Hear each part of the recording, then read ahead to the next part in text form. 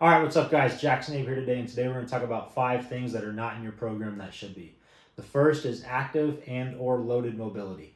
What does this look like? So for active mobility, essentially when we get into certain end ranges of motion, we want to try to progress those end ranges of motion, not just trying to idly sit there, get a decent stretch, or just think we're warming up. We want to really push the end range of motion, try to access a little bit deeper ranges of motion, and try to contract muscles in those end ranges of motion. What this would look like, for example, is a Bulgarian split squat or a couch stretch. So when we're in this end range position, we want to think of actively contracting or pushing our glute through, trying to get a really good stretch through those quads and those hip flexors, trying to sit up just a little bit taller and get into that stretch just a little bit more.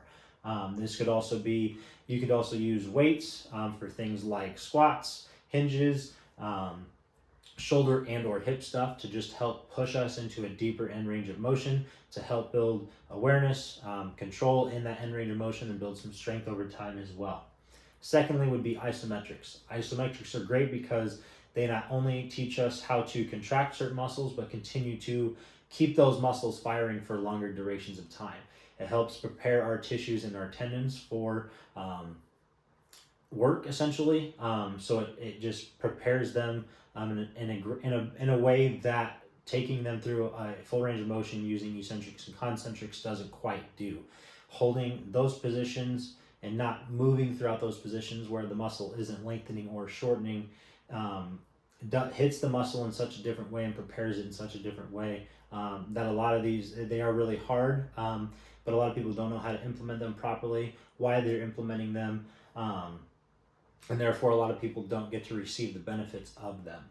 Third, rotational movements. This is more than just simply laying on the ground and doing Russian twists. There are a lot of other ways we can do rotational movements, but this is a imperative plane of motion that we are accessing regularly throughout our training week.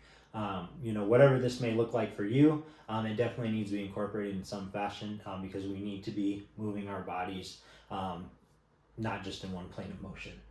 4 would be single-sided movements. So we all love our squats, but do you love your lunges?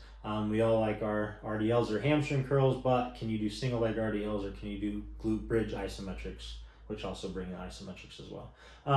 But performing single-sided movements, it's going to attack one side of the body at a time, are very imperative because they can help fix imbalances, help build coordination or overall body awareness. But also they just build really good unilateral strength that turns us into a more functional, capable human being. And lastly is explosive movements. I've gone over explosive movements intensively, talking about things like medicine ball throws and slams, jumps, and then attaching bands to our bars for our barbell work to really explode through those movements through the concentric portion because the bands are going to want to pull us back down.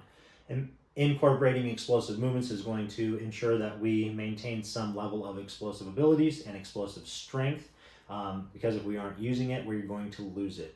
So these are 5 things that probably aren't in your program that definitely need to be. And if they aren't and you need a coach that can actually ensure that you have the proper exercises formatted throughout your workout and tailored to you, shoot me a comment or DM or an email. Let's get to work together.